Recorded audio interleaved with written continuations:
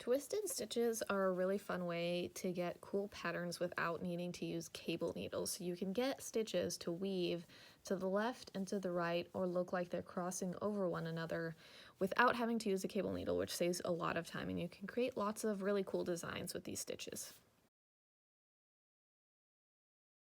For a right-leaning twist, what we are going to do is knit 2 stitches together.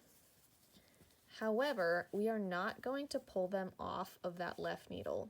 We are then going to go in between the first and second stitch and knit between those 2 stitches, and then we're going to pull it off the needle.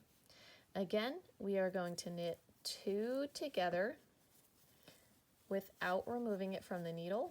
We are going to knit through the first stitch, and then we are going to pull it off the needle.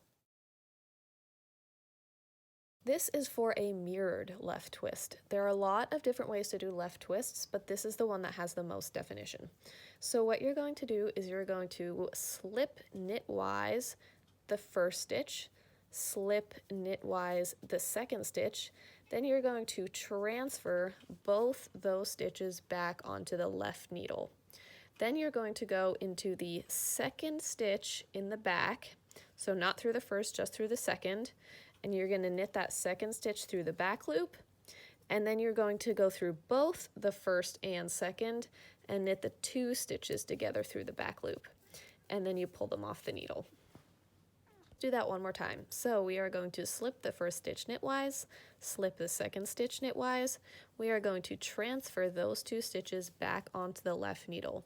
Then we are going to go in through the back loop of the second stitch and knit that. We're going to keep them on the needle, so you'll have one over here and the other stitches here still. Then you're going to knit 2 together through the back loop. And this is when you will pull them off.